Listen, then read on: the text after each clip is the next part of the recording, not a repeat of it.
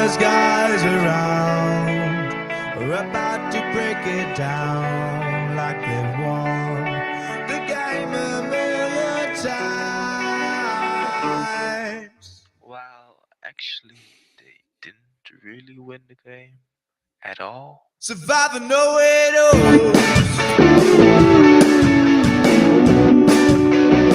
Surviving no way knows.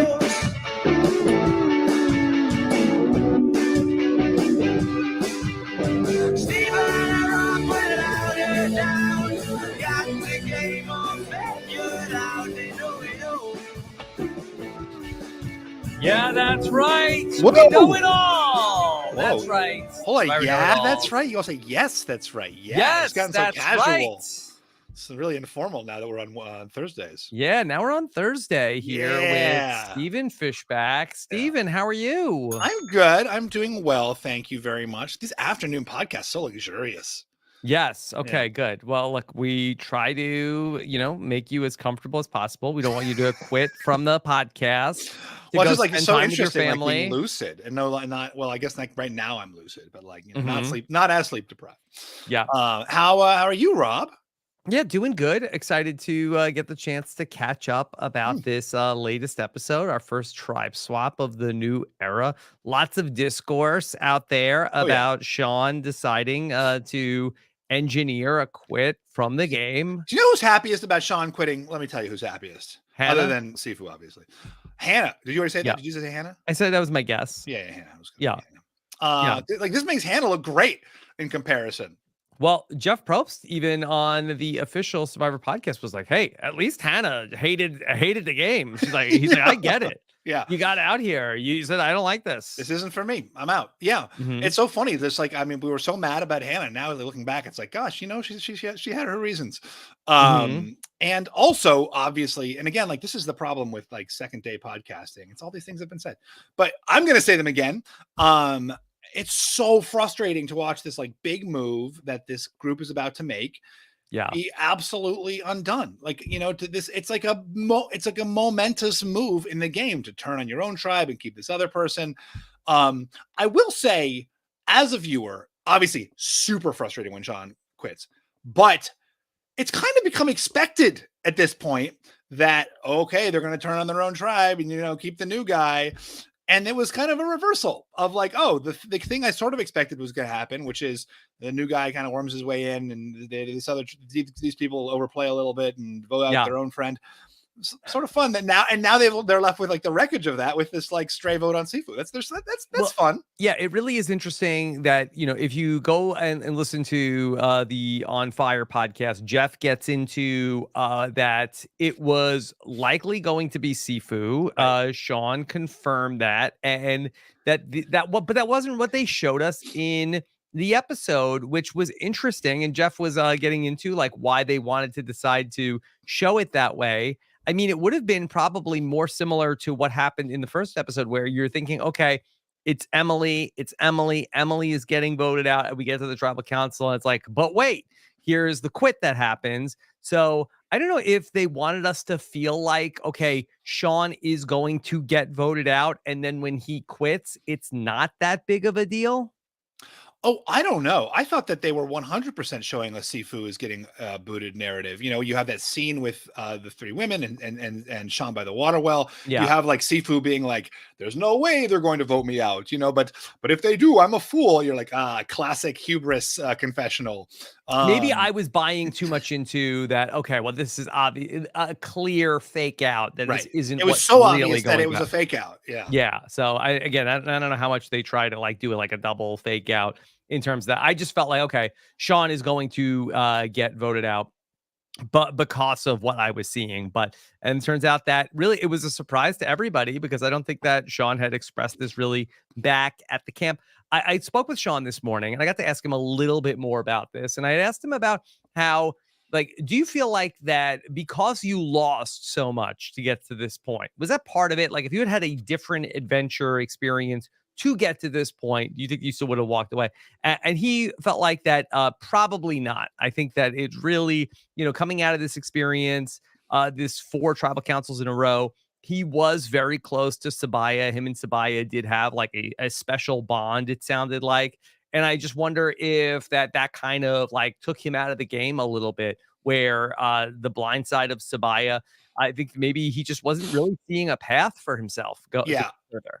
I mean, that's that. And also just like, I mean, this is something I wanted to talk about a little bit when we talk about Emily on the New Bellow tribe, but here too on New Reba, like there is so much of like, not just like how you play, but who you are when you're playing Survivor is based on your circumstances, right? I mean, I've cited this probably quite a few times, but for me, the difference between playing on the first Bion tribe where I was an outcast and I'd always felt like I had to like prove myself and scramble to like get into Andrew Savage's good graces versus the next Bion where I was like BFFs with everybody and was like solid in the majority. Like it doesn't just like affect, I'm not just like in a different position. I'm a different person, like I am like my best, confident, thoughtful version of myself instead of this like frantic, confused wretch. Mhm. And which which is what your viewers obviously know me as, a frantic, confused wretch.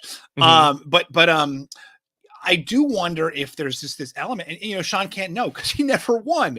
He can't see this is who I am when I'm winning. This is who I am when I have some time to think and plan. Versus like this is who I am when I'm scrambling every single day that we're out here. And this perspective of like, and he never had Flint, right? Like he never had Flint. So I think, there is possibly some component of this where it is just you've been beat down relentlessly for these 10 days. You have not won a single thing. Being on your best ally has been blindsided. Being on Survivor is just like loss after loss. And these are crushing losses. It's a real feeling of like deep emotional loss. And then just to like, it all comes pouring out and you make a terrible choice, and you tell yourself that it's an epiphany. I mean, I do think that if Sean maybe had one win, maybe it would not have led to this. But let's talk about this, Jeff's supposition, which we've probably all seen, and he mentions in his podcast, and Dalton had in his interview that that Sean, was prompted to quit by Jeff's question that, that was Jeff's theory, right? Yeah. If it's you, which Sean disputes, which Sean has disputed, and I read an interview that Mike Bloom did, that if it's so Jeff asked this question: if it's you tonight, what has this journey been about? And then Jeff's theory is that Sean, right, like you said, sees the writing on the wall and like sort of like takes this opportunity to vamoose on his own terms. Do you buy that, or do you like, does that like ring true to you? And Sean disputes that. He says like, no, like that's not correct. Yeah. I don't think that it was necessarily that he felt like, okay, this is going to be my, because he asked everybody to vote for him. So I don't know if it was necessarily that he was trying to save face so much. But I do feel like that, he wanted people to know his story. He wanted to make sure that, his story was shared. And I think that like he felt like that he had gotten what he wanted to get out of it. And I do think that he sort of said like, hey, there is never going to be a more perfect time than now to get this. I don't get to go out this gracefully, if I end up getting, blindsided at some other vote down the road. And I don't want to necessarily keep doing this. So I think he just felt like, hey, this is as good of a time as any for me to leave. And so this is what I've got out of it. And I'm at peace with it. I don't know. I mean, I do sort of buy Jeff's read, to be honest with you. Like, and maybe it's not like, a mercenary perspective. You're at tribal council. You've had these 10 days of like nonstop paranoia.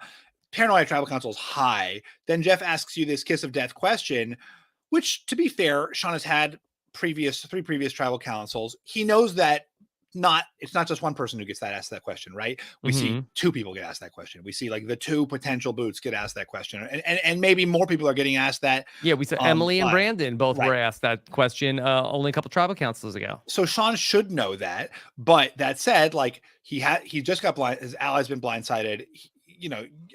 It's hard to not be paranoid at tribal council. And certainly if you think you're a possible vote and Jeff asks you this question, I don't think it's impossible that some of Sean was like, oh my gosh, it's me. Yeah. I need to like, I don't want to like look like a fool. So I am going to take ownership. Vote for, he thinks he's getting the votes. So, vote for me. Okay, so this is Mrs. B in the chat says, I thought in Rob's exit interview that Sean's mindset did change when Jeff asked the question. So I think that there's like two different things where I think that what Sean is saying is that, when Jeff asked me that question, a light bulb went off and felt like, oh, I am good with however this is going to go, as opposed to I think what Jeff is saying that, oh, he's intuiting that he is going home. So he is trying to now own the narrative of I didn't quit, I resign. You know, I'm turning, you can't fire me. I'm turning in my letter of resignation here tonight. So I think that it's like a slight different thing. And it's honestly probably not such a, like, it's like when we're making these like confused, in the moment, highly emotional decisions, it's usually not like A is my reason and B, versus B. It's usually probably like a mix of different things with no like one issue, just being like one factor being like, this is why I said this. Like people don't operate that way, right? Like you don't put input A in and then like B spits out. It was interesting to me that he used a lot of the same language that Hannah did when she was getting voted out. This is you guys want to be here more than I do. This is your dream more than and it's mine. Like, I don't think that's true. That was definitely true for Hannah. Is that true for Sean? Like, it just felt like he was kind of like recycling this thing that he had seen. Like, and maybe it was just like an emotional overload. Mhm. Maybe it was paranoia. Maybe it was him trying to like own this potential outcome. But like the things he was saying did not correlate, at least to what we've seen on the show. Yeah, I think it's just part of the culture of the season now, where I think that if you want to have this exit, like I think that that's available for you. I think that it's not a coincidence that we've seen, people like, quit the show in like, more than one person at a given time, like Kelly and Nayanka. They've been there for like 3 weeks at this point. Like this guy's been here for a week, not even a week and a half. Yeah, I just think that it's like it's not what he thought it was going to be. Yeah. I mean, this is like, obviously people are outraged about the casting and about, but truly like there's something about the mentality of like, I've like achieved my journey. I'm good to go. Like that can't be the contestant's perspective anymore. Like that's not acceptable. That is not an acceptable way to be. And even, Kelly and Nayanka at least quit after like brutal conditions. Right. They were like, I would never defend their quit, which was horrific. And it was, but honestly, I can understand it more than Sean's. I think that part of the issue here is like, and I don't think that anybody's like intentions are in the wrong place, but I do think that, and I've been talking about this for a while, that when Survivor started, it was about who will win. 16, like 39 days, 16 people, one Survivor. Now, over many years of evolution, Survivor is about everyone here is on a journey. Right. One of these people's journeys will be one of triumph and ultimately getting that prize. Everyone else is on a journey of self-discovery. Right. And I think that when you set up this framework so much as you're on a journey, well, who are you to say when I have reached my journey's end? If Sean feels like if Sean has been talking about like, yeah, I'm here to discover something about myself. I'm here on this journey. And you're that's like, okay, we love that. We want people who have a why for why they want to do this. Sometimes people find their why and they're like, okay, I'm good. It wasn't necessarily for me about, that journey of making it all the way to the end. Yeah, but that's annoying. No, listen, I'm someone who feels like, my whole Survivor experience, was like, it's all about growth and it's all about learning, sure, and accepting loss and testing your limits. But like that accepting loss point is a big part of it. And you can't ever truly test your limits if you're gonna pull yourself out at any given moment. Like, how are you testing yourself? How are you pushing yourself?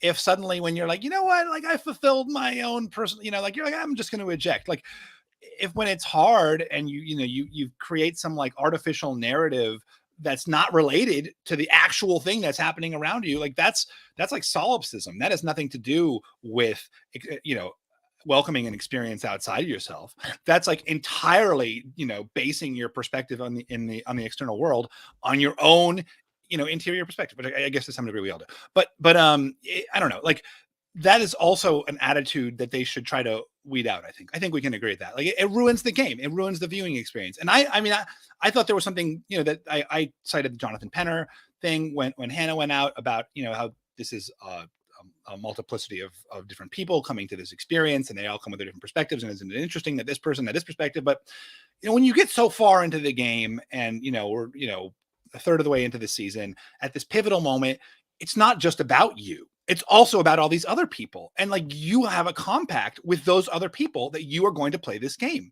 and they are making decisions based on you and based on what you say you're going to do. So to just kind of like opt out is insulting to them and to the game. And it's not just to the game, but like truly like to those other people. I mean, it's so unfair to Dee, who, created this blind side, put herself in this position, and now has to deal with the consequences of your crappy, narcissistic decision making. Wow. Stephen coming in hot today. Yeah, that's how I feel about it. I really didn't like it. Yeah. I respect that. It didn't bother me necessarily the same way, but I think that I was just coming at it from that, at least in the moment, that I'm like, okay, well, Sean was going home anyway, but it turns out that he wasn't. I would love to talk through a little bit about the decision to get rid of Sifu. And what you thought about that decision. Yeah, I wanted to like be on Julie's side with the idea, because I do think people are in these swap situations are always so quick to turn on their own allies that it becomes, self-defeating. Certainly we're talking about that a little bit last week with Sabaya. How do you really want to just turn on your big allies like so soon? But I thought Dee's rationale was very good, which is that, hey, we're probably going to lose the next challenge. We know there's 2 votes before the swap or before the merge, or likely 2 votes before the merge. So if Sifu does have an idol, which we know he's been looking, then next episode or next tribal, he's definitely going to play it because he knows the 3 of us are together. So take him out now. I understand that from Jay Maya's perspective, but Dee knows he doesn't have an idol. Why does Dee know that? Because she was part of the idol hunt that ultimately, like, remember, she got the hammer and then got the hammer. No, I know, but like, can she? I mean, I guess there's like, can she be? They stayed on the same beach. I mean, I guess there's multiple. Could there be multiple idols hidden at the Reba tribe? That would be a bet you'd be willing to. And I guess the shot in the dark is not. I mean, those are probably odds you want to play. But is it? That's interesting. I still think it's the right call because, like, with the shot in the dark, there's always the chance. I mean, if it were me in that situation, I would probably, because you look at the other tribes, like, you're not going to win. It's unlikely that this group is going to win against either of those tribes. It's likely that there are 2 votes. So I would think I would be thinking, like, how do I optimize these 2 votes? So you got Sifu first and Sean next. Yeah, right. And do you think that maybe Sean also surmised that was what was going to happen, and then maybe that is like, hey, I'm leaving today. I'm not going. I'm not going to go back and then sit on the beach for 2 more nights. Yeah, I guess Sean would play his shot in the dark too, though. So it's like, if it's just about the shot in the dark, that's not really an overwhelming. And I guess you're right. Dean knows that the idol from that beach, it's a long shot to think there's like multiple idol, although, Survivor these days, I don't know. And you don't know that Sean doesn't have an idol too. Like so she has more good knowledge about Sifu than she does about Sean. All she has is Sean's story about Sabaya and the idol, which could easily be a lie. So that's interesting. So you're kind of convincing me that you think it was a mistake to target Sifu. I think it was early to target Sifu. I mean, it was day 8. This is the 4th tribal council. In the last couple of seasons, I think that we've seen the mergatory happen after 5 people are out of the game. So maybe it's possible that there's only 2, but I think that there could potentially, and we in Survivor 43, I think we got through 6 votes before that there. So you could potentially I don't know if Dee is feeling like, okay, we still have Sifu, Sean, and Jay Maya to go. Right. As long as I get back to the merge with 4, we're good. What do we care if we're going to lose every single challenge? Well, that's sort of right. I mean, that would be my attitude in that. It's like, how do you optimize those votes? But if there really is an equivalence in terms of, magic power likelihood between Sean and Sifu. And then the other big question, of course, is like, who is Sifu most likely to vote for of those 3? Yeah. And they don't really know, right? Well, we don't really know. And so maybe if Dee thinks it's going to be herself, that would be my reason for voting on Sifu. Although it does seem like there's Maya was the one really pushing the Sifu vote out. So Yeah. maybe she's the one who would be likeliest to be voted out by him. Yeah, it's interesting because this Reba tribe, we've had this group of 4, and you would think that, okay, all right, there's 4 people are together, so it must be 4 versus 2. But in reality, like it's 4, and it seems like at least like one of the other people on the bottom is like fighting with the other person that's on the bottom, wants to go after them. We have no idea what Sifu's agenda is, if he even has one. Screen time. Yeah, we don't know like who he's going for. So for me, I wonder, and we've seen the Tika 3 have success, but if you're Reba, do you want to go to the merge just like with less numbers so you're less of a threat? Or is the name of the game, okay, if Sifu is not saying he's coming for us, do we want to take as many numbers with us as possible? Yeah.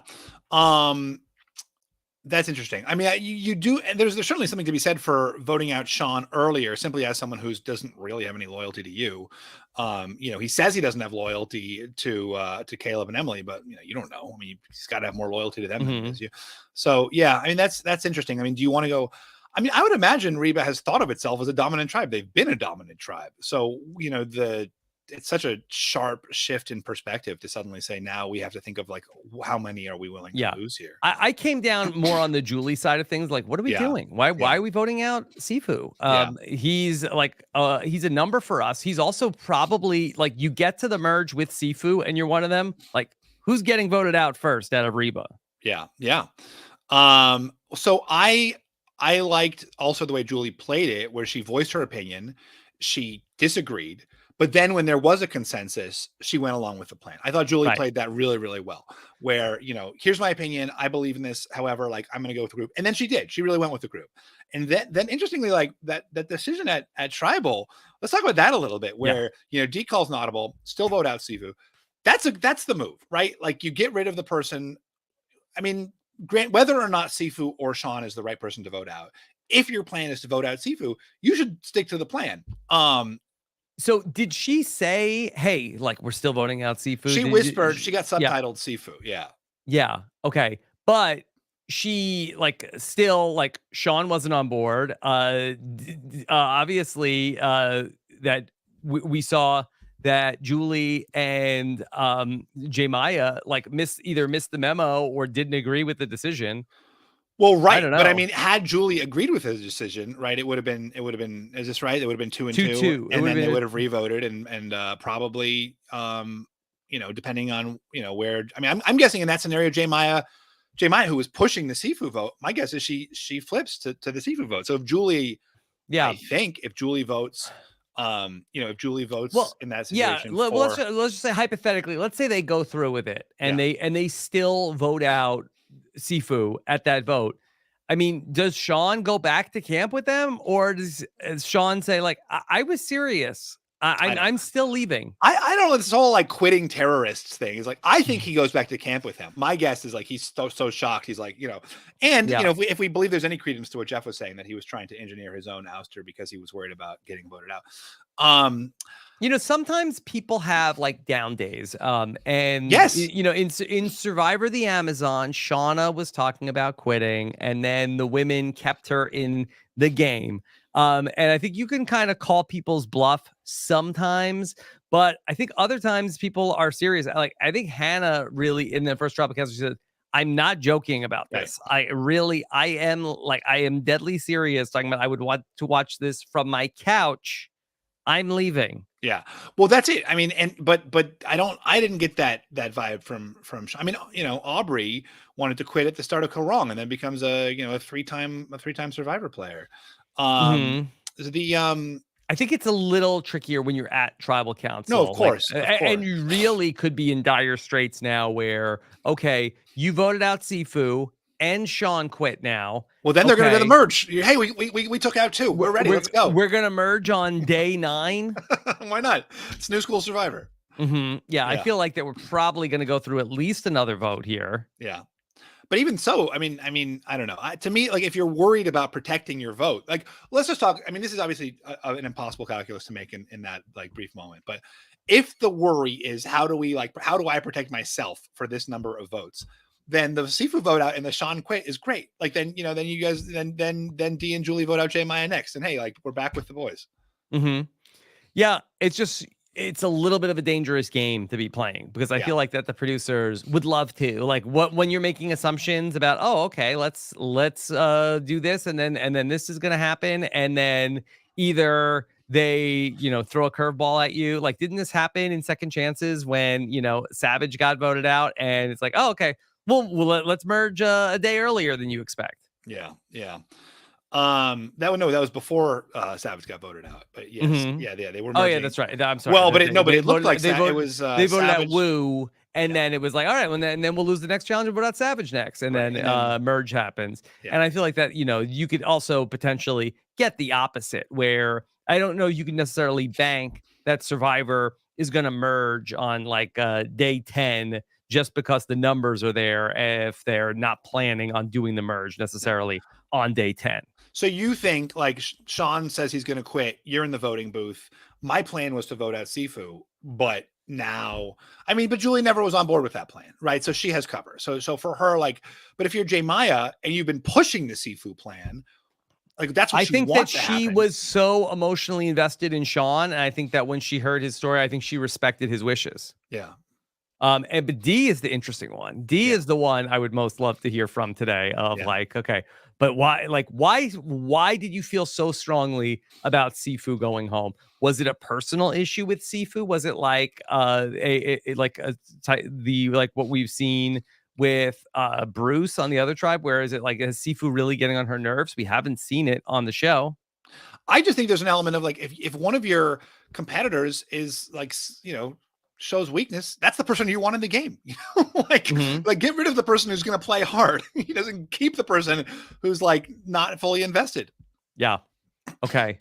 Well, we got that one vote on from D on to Sifu, and then Sifu does ask Sean like, hey, did you vote for me? Like, no, I did not. How big of a deal is this going to be at the next episode? Sure looks like is this a Lex Kelly situation? But also, it's a situation where Sifu is now clearly on the bottom out of the four. Yeah. How does he handle this? But does he know he's on the bottom as much? I guess he knows that the three women, or he believes that the three women are. Like, what does he think? Yeah, but D got a vote too. D got Sean's vote. But no, like getting a straight vote does not necessarily. No, you're right. Yeah, he knows he's on the bottom. Yeah, unless somebody is like the Sifu whisperer here and can like really put him at ease. I think he has to. So, we might have a situation in the next episode where Sifu feels like, hey, this challenge is like a do or die for me personally, and I have to just like ball out in the challenge to prevent going home. Yeah. Maybe he does. Wouldn't that be something? Okay. All right. I want to talk about something with Sean here that was not about his time on Reba, which was when he comes back to camp from, after Lulu goes to tribal council and he comes back to camp and Sean's saying, oh, you guys did a great job. Like, way to go. Great blindside. You got me. Like, Sabaya was the villain all along. And Emily and Caleb are not having it. And Emily especially says like, that's BS. Like, I don't want this, like these false words. Like, it's so funny because we have for years, Rob, what we say when you come back from tribal council, way to go, great job, applause, you did a great job. That's Sean played it right. Like Sean did the thing we're always advising people to do. So why do you think it graded so much for Emily and Caleb?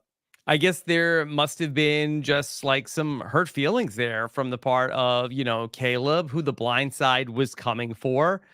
And Emily, who had been kind of like at the bottom and ostracized from this group. And now this was her first time to not be at the bottom of the tribe. And so I think that they felt like, we're not buying it, Sean. So it's like, he's like, I really, Caleb, I just want to let you know, like, that wasn't my idea to vote for you tonight. She's like, oh, so your idea was to vote for me. That was a funny moment. But don't you think as the victor in that situation, you need a little grace? Like give the guy a chance to like. Sure, but maybe Caleb hasn't gotten to that yet with Emily. Yeah. He hasn't gotten to the lesson on grace and victory. Mhm. Do you think, and this is just a speculation, do you think there's any part of like emo Survivor, our new Survivor era, where you have to be a little mad, like you got to show your true raw emotions to like have people believe you?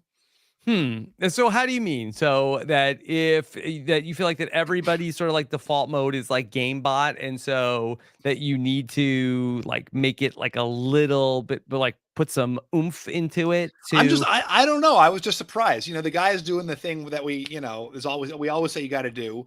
And he's getting, that wasn't sincere. Like maybe if he was like, if he acted, guys, it was a good move, but like, I need a moment to think about this. I'll talk to you tomorrow. Like, would that have been a better? I don't know. I think that Sean, that throughout the entire season, was just like very positive about everything, and I think put on like a brave face about everything. And I wonder if like he just like reached a point where he ultimately wanted to leave. Like, I can't do this anymore. Like, I'm exhausted from having to be like pretend like nothing is bad here. Nothing has sucked this entire time. So yeah, maybe like it would not have been such a like burden for him to have gone like these 8 days. Like, had he maybe been like a little bit more in touch with like some of the things that he was feeling instead of just trying That's to interesting. like cover it up. No, I mean, that's certainly my perspective, is just like, it's like 10 or 9 days of just, 9 days of, I know I've been saying 10 days for some reason, this whole podcast, but I know that it's 9 days. I don't know why I've added an extra day on.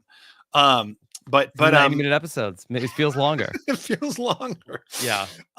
Yeah, it's 9 days, that's what I think, like 9 days of just no release. It's a lot. Mm-hmm. Let's talk about some of the other tribes, Stephen. Which of the other tribes were you most interested in talking about out of the new Lulu or the new Bellow? I guess the new Lulu is pretty fun. We've got the Katura and Bruce dynamic happening. We've got Caleb with Jake, and Jake sort of like unnecessarily long laughter. Yeah. People have been talking about that. Like, that was like the longest and most unnecessary, like to joke funniness to laughter length. Yeah. Like, the ratio is totally skewed. I was watching it with my younger son, and I was like just like double checking with him, and where he said like I'm gonna have to jump out of the boat. Good thing I'm a good swimmer. And I was like, like Anthony, that wasn't that funny, right? Yeah. What did he say? He's like, I don't think so. Yeah. But he's 8. Yeah. Right. Well, no, but I don't think I don't think it's funnier as you get older. Mm-hmm. Yeah. Yeah. Like, he laughed a long time. Yeah. Yeah. If you went back and played again, Stephen, do you think that there would be like young women in their 20s who would find you that like, oh my God, Stephen is such a dad out here? I hope so. Gosh, better than like, let's get rid of this like weakling Stephen, this this wimpy little non-leader. Let's get rid of better to be the leader, right? I mean, that's what I've learned. Yeah. From my time on Survivor. Yeah. But did you love everything with Katura and Bruce? It's very funny. I mean, the confessionals are great. It's such a good pairing. Like, like whoever like put them together on a tribe, like, you nailed it. Like, you really got it. Yeah. And just like they keep on going back. She can't get away from him. She can't. She swaps with him. Do you think Jeff was like pushing that bag on once like Bruce picked it? It's like, I would be. It's such a great. A lot of hay was made on social media about the first wordless confessional, just like her kind of. Is that true? Could that be accurate? Know. Is anybody there must be vetting someone? these tweets? Yeah. Where's tweet fact checker? Yeah. I gotta think in the 45 seasons of the show, there's another confessional where there was no words. When someone speaks so confidently, though, I don't dare dispute. Like this guy saying it's the no words. I'm sure. Okay. Nobody shrugged. Yeah. Nobody winked in a confessional.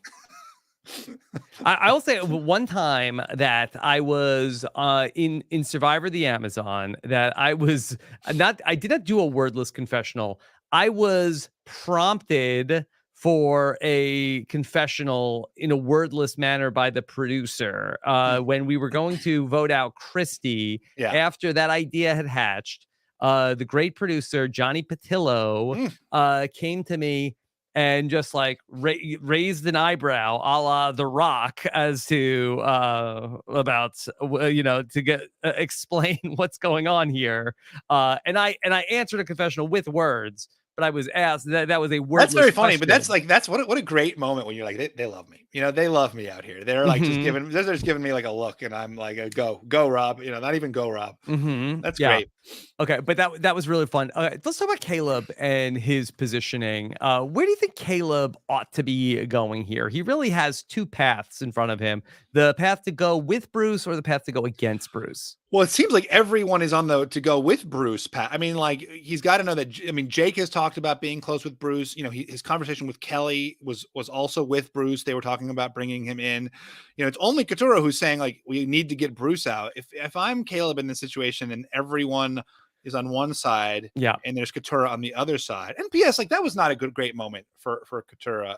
At as soon as they get back to camp, being like, okay, like don't tell. Let's wait. Bruce. Let him cook here for a second. Let me hear what he has to say. But I will say though that while I feel like on paper it makes a little bit more sense to go with Bruce, that I feel like that Caleb's reaction to it seemed like that he was a little bit more interested in the Katurah side. He says like, I'm at the well, but I didn't need water. Like I was quenched when I think he felt like, okay, somebody's at least like keeping it real. Right. I wonder for Caleb, because he's such a schmoozer, does he go more towards the people who are a little bit more of like that aren't like schmoozing back to him, a little bit more of like a people that keep it real type, like an Emily, like a Katurah? Oh, that's people that interesting. Sort of like that's give very it to interesting. Him straight a little like bit he more. He knows the art of the sale so well that he wants like the non-sales. He doesn't want a salesy person. That's a very interesting read because obviously like he and Emily, that's a great. I like that. Like this is his Emily.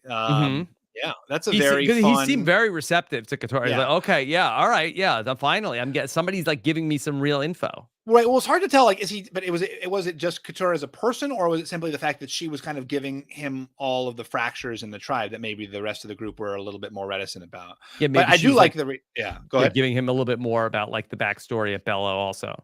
Yeah, I do like the read that he's going to be with more of these raw and honest people as himself, a little bit more of the salesy guy. That's fun. And if he does want to go with Katurah, I think that then the onus is on Kelly. Do you think that Kelly would go with Katurah and Caleb against Bruce? Because I thought that there was a little bit of a hesitation from Kelly where she said in the episode last night, okay, well, Bruce told me I'm his number one. But do I really believe that? Yeah. Well, it was just so random. I mean, from our perspective, so out of nowhere. It sort of felt like the guy who just says to everybody, "Oh yeah, you're not my number one out here." It was like such a throwaway remark. In the middle of another. I mean, but we don't know. We really don't know what their relationship has been. The only. I mean, Kelly's whole strategy has been making sure to be in the middle of everything, and hasn't had to pick a side yet. But my guess is she goes where the numbers are. Like, do you think this tribe goes to another tribal council before we get to the merge? No, absolutely not. I mean, who knows, right? But they're pretty stacked. Yeah. Who's more likely to go to tribal council between this new Bellow and this new Lulu? I will say that the Lulu, I mean, while Lulu is got more just like pure strength, Bellow has a really good spread of different abilities, which is really what you want in tribal council. Like, I'm sorry, in challenges, like the raw strength thing. They didn't really have a puzzle last night, but who's the puzzle doer? I guess has Kelly been doing puzzles? Who's the puzzle person? Kelly was doing. She was getting the rebounds. I don't know if she's been on the. I think maybe her and Brando were they. Was that the pair that was on the puzzle? I think earlier? That's right. Yeah, I do think that's right. So I mean, I guess they've got one puzzle person in the group, but and I mean, I guess they had Jake go to the sweat and savvy thing, but it does seem like if you were looking at the Bellow tribe, they've got Austin, who's obviously their physical tank, but then they have a bunch of, and Kendra's very strong. She was, but then they've got a bunch of good puzzle solvers. So it's not impossible that Bellow wins against Lulu. It's interesting that we had like the first half of this merge or pre-merge was like the Lulu tribe, which was the disaster tribe, and now I wonder if then we will just like switch it. Okay, Sean infected the new Reba tribe. They're the new disaster tribe, and then they will just go to every tribal council. Yeah, I mean, not a disaster tribe. To their credit, they're not totally. I mean, they've got it together. They've got like a functioning alliance. It seems like Sure, but just in terms of like losing. Like it would be interesting if like this pre-merge ends up being like Lulu, Reba. Yeah. I mean, they did get, they got not a great draw for when these challenges are being so physical. I mean, that was a tough looking challenge last night. Yeah, a new challenge. Yeah, fun. It was a fun one. Yeah. All right. And then we have the brand new Bellow tribe, where Emily has now found herself like in the middle between these two pairs. Yeah. We have the modern day JT and Steven, Austin and Drew. And then also we have Brando and Kendra, who are on the other side. We didn't really get to see Brando and Kendra make their pitch to Emily. Yeah. But it does. I mean, this is sort of what I, was saying earlier. I mean, just to see Emily like be with people who are more like her, feel more confident, have more of a great, and I don't think that's just Caleb's teachings. I think it's also being with maybe, fellow travelers, people who you feel you have a connection with or who are more like you. It's such a big difference on Survivor. I mean, when you're with people who you can't vibe with, there's really a limit to what you can do. And when you're with people who are similar to you, you just feel more at ease, obviously, and you're more free to be yourself. So can I make an admission, Stephen? When I was on Survivor All Stars, I didn't really vibe with my tribe. Could you tell? Did you know that? I did see that. I did notice, but there was a lot of like, you guys love to dig in the sand for treasure chests. Would have thought that would be a bonding experience for y'all. Yeah, really, and honestly, it wasn't even like Rob. Like I could vibe with Rob. I could vibe with Big Tom. I could vibe with Sue, but I was not vibing with Amber or Alicia, and it infected the group. You're not a person who likes to shake a finger in a face. They did not think I was funny. Yeah, unfortunately. And so it was just like you were before your time, Rob. It was too soon. It was like the infection moment hadn't come. It was like, and then they had and they knew each other and they could bounce off of each other. Like Qatar doesn't have anybody else to like bounce off of. Like, oh my god, can you believe Bruce? Oh, he's so annoying. Yeah. This is horrible. I wish he would shut up. When is he going to stop talking? So you were Bruce. So do you have a lot of like affinity for Bruce? I have a lot of affinity for Bruce, but it's only occurring to me now that maybe that's why. Yeah. It's funny how much they replay that like dancing on the boat clip. It's like in my memory, Bruce has danced on a boat 30 times. Like it was just like one little thing he did once. Yeah. The faking you lost the Flint though, that was a bad move. Not good. Not great. Yeah. Not good. Yeah. not a great joke. Yeah. But going back to Emily, okay, so she's in the middle here, and part of me, because we had the comparison of Emily and Cass. And so I was a little bit thinking of like, I can recall a time that Cass was on a pre-merge tribe of 5. And then there was a young intellectual and like a beefy bro that said, hey, Emily, Cass, work with us. Yeah. And it didn't go great. Yeah. Well, I mean, I think that's really the difference. That's where that scenario sort of skews. Yeah, you don't think that we have a chance for there to be a second coming of Garrett Adelstein?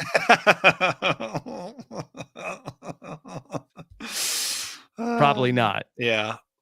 Although we can dream.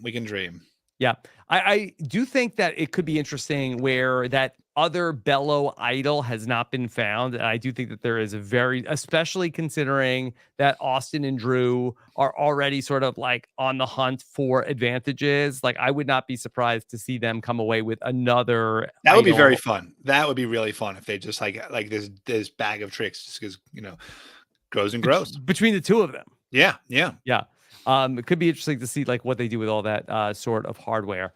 Stephen, you want to take some questions from the listeners? Okay. We've been taking your questions here live as we're going through, so you can post them in the chat.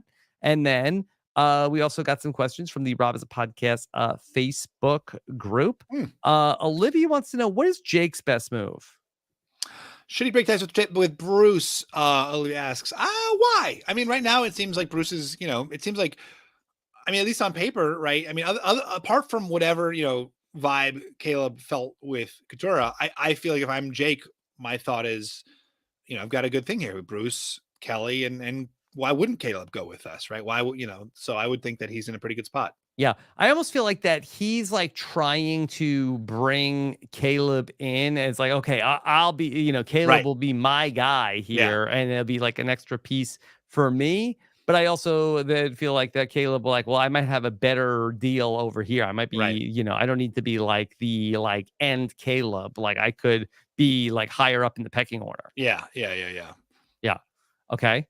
How about what does the ML have to say? All right, ML says, shouldn't Dee be more concerned that her closest ally, Julie, didn't vote with her? Good question. What do you Could think? this be a fracture between them where Dee gets back to camp and like, Julie, you hung me out to dry? Yeah, I don't know. It's such like a tense moment. There was no chance to confirm. It was just like a whisper. I would be a little annoyed if I were Dee, but because for that very reason. But I don't think you can be too mad at Julie about that because Julie never wanted to vote out Sifu. Yeah, I think that Julie and J Maya will both be like, oh, I didn't have the heart to do it. Like I just he said that he wanted to go, so it wasn't that I was betraying you. I wasn't like doing anything against you. I was doing it for him. Right.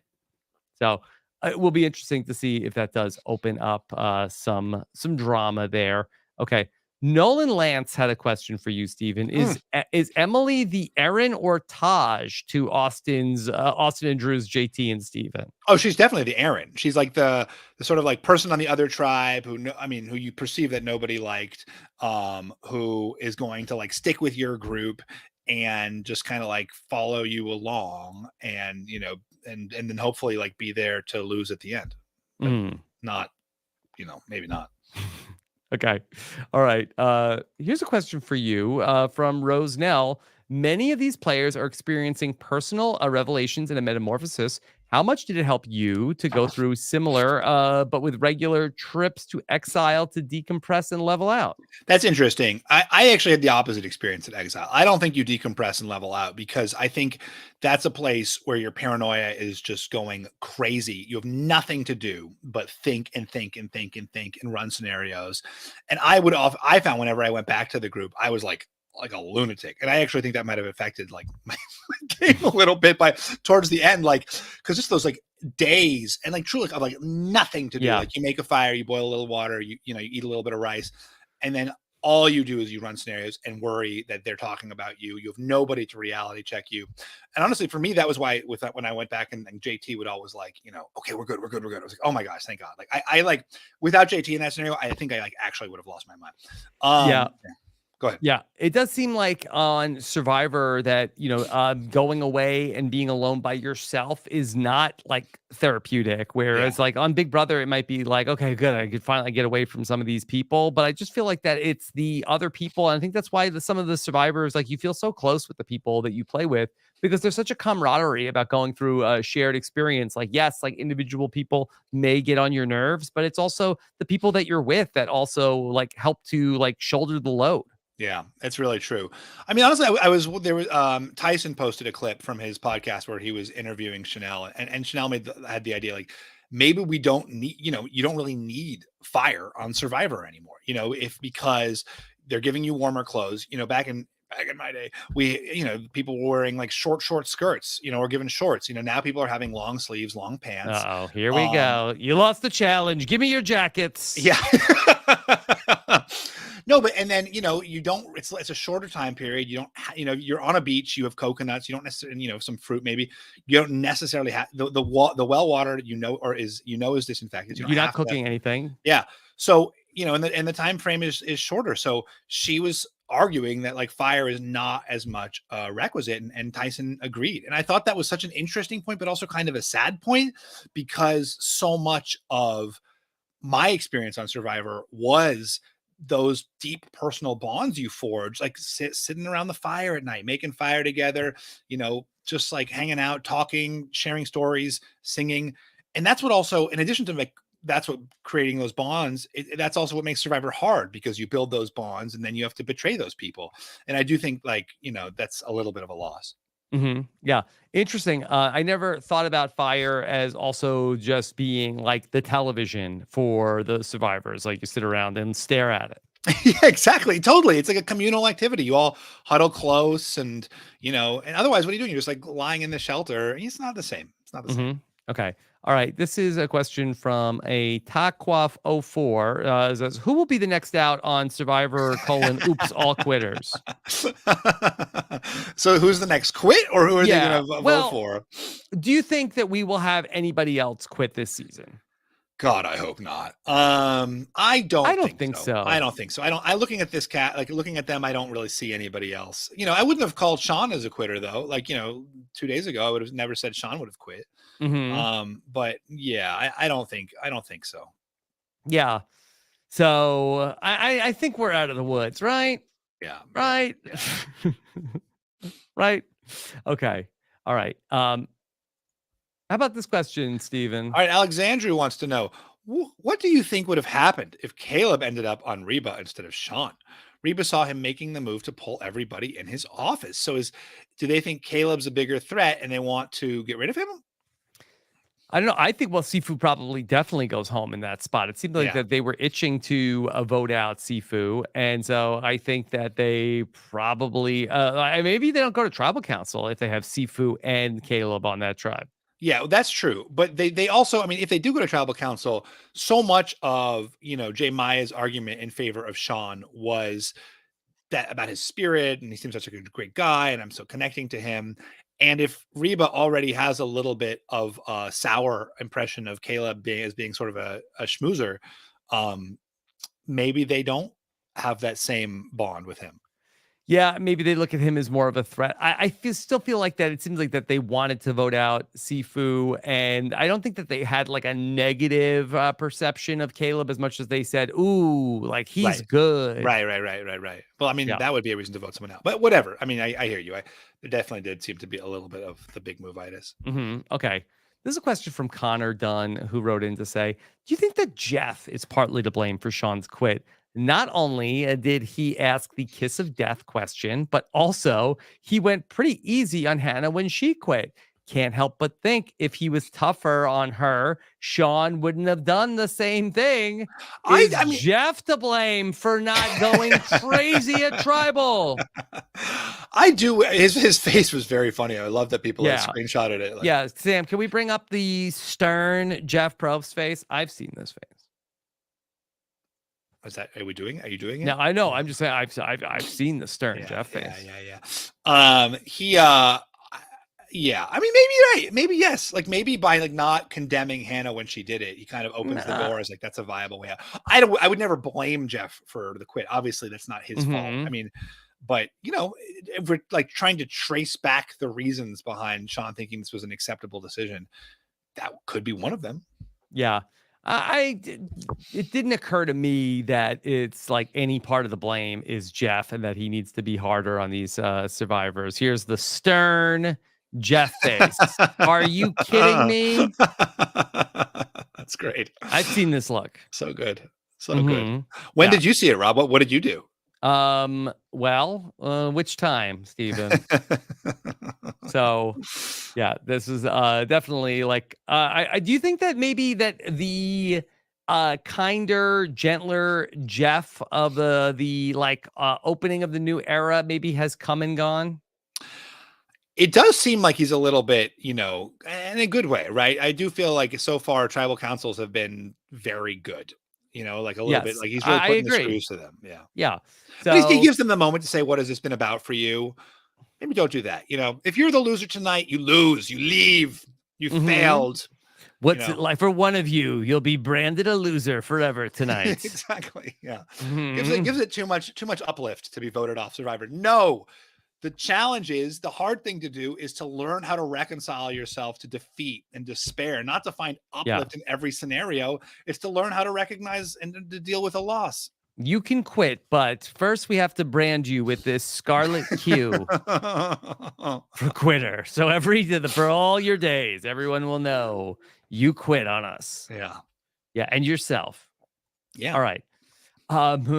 This is a question from our friend Hartley Jaffine. Like with the Hannah quit in episode 1, was it smart gameplay to vote out Sifu, forcing Sean to quit? Only one person can win Survivor, and this way you get 2 for the price of 1. Or is this too long term? Do you like the twofer?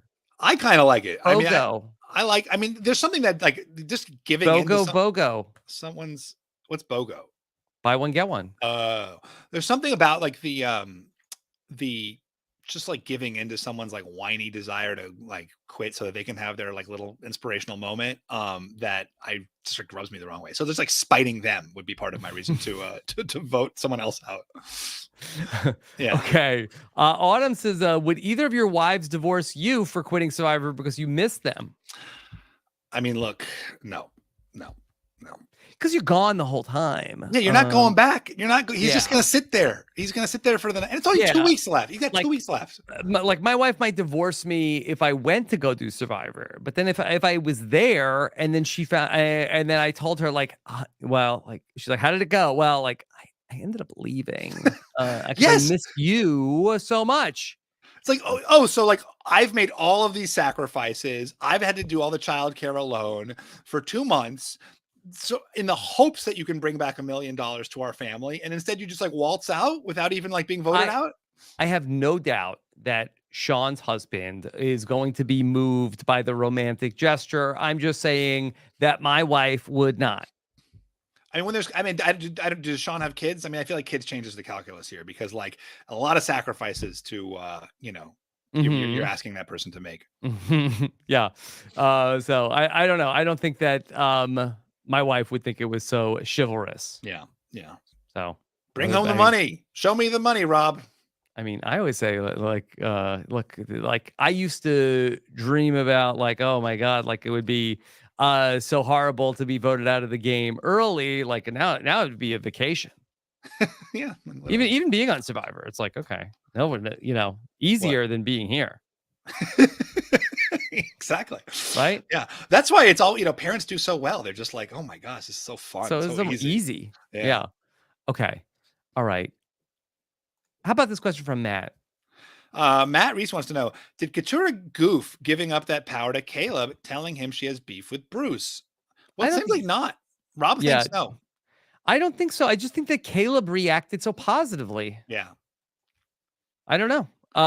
I'd be surprised if this ends up in Katurah being the person who gets booted because of this. I do think, with the new person, if you give them like real info, they could appreciate it. It also could blow up in your face, right? Then that person could go back and be like, hey, this is what Katurah said. But I do think people are seeking out, especially in a situation where everyone is giving them a bit of a smokescreen, some kind of like grounding with reality.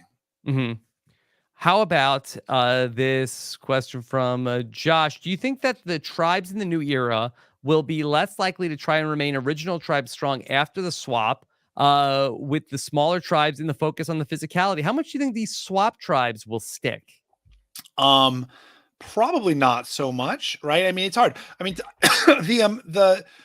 one of the fill-ins that I've talked to when you were not there. Okay. Was saying maybe, I can't remember if it was Evie or James. Yeah. It was just, or maybe it wasn't even one of them. Maybe it was something that I thought of, but I'm attributing to one of them. That just the shorter time, I kind of think it was James, the shorter time that you have with that original group, like leads to a lot, less of a bond with those people. So that it makes sense. Yeah. I mean, what they swap on day 7, they could swap on day 7, spend 5 days with them, and then get to the merge around day 13. Yeah. Like, I don't know. Like, I feel like it's definitely more likely that people would stick with these new people that they meet, as opposed to when you spent 12 days with your original tribe and then 6 with them post swap. Yeah. I mean, the other thing is, yeah, exactly. It's like you really, those are always just slogans, right? I mean, like Bion strong, Navidi strong. It's just like things you tell people to get them to vote the way you want. I think for every single person, it's like a web of inner relationships. It's the people I liked from my original tribe, the people I like from my swap tribe, who I think I could win against at the end. Every person is navigating their individual path. The sort of like the, Bion strong, banging that gong is was an unintentional rhyme. It's sort of awkward now that it Is rhymes. that their slogan? It's just something you say to like hopefully move the pieces closer to the direction that you want them to go. Navini Strong did seem to work out pretty well. I mean, that seemed to really be a mission statement for those guys. But other than that, otherwise,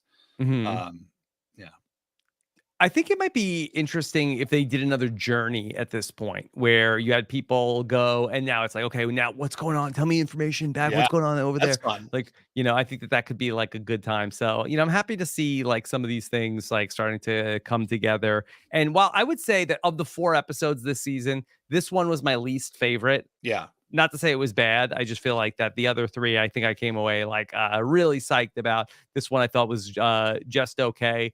I'm still very excited about the direction that the season is going. Oh yeah, it's really good. I mean, so far I feel that this is the best season of Survivor since 37. But I mean, some people love Winners at War. I was never that high in that season. The question is, can it be a great season of Survivor with potentially not a great cast? Can I say that? Can I say that I don't think it's a great cast? Like, who are you rooting? I mean, 2 quitters. Already, so far, like, who are you rooting for here? I mean, I was rooting for Sabaya, so my heart is a little broken. We had Sabaya as our winner pick. Yeah, I don't know if it's necessarily like if we could say like a few bad outcomes necessarily is ruining the cast as a whole. You wouldn't put this cast against like the 37 cast. That was like all icons. But see, you're looking at this like if after 5 episodes when we had Pat got medevaced, Jessica Pete, the B who also quit because of her bad knee. Like I think and you had Christian and Gabby playing in the sand, one of the most iconic moments in Survivor history. Sure, but I think you have like really great stars at the top of this cast. Who are your rootable favorites right now? I really like Caleb. I think that Caleb's he's been very fun. Emily has been a real standout for me. I like Dee a lot. Dee and Julie, I think, are my pair.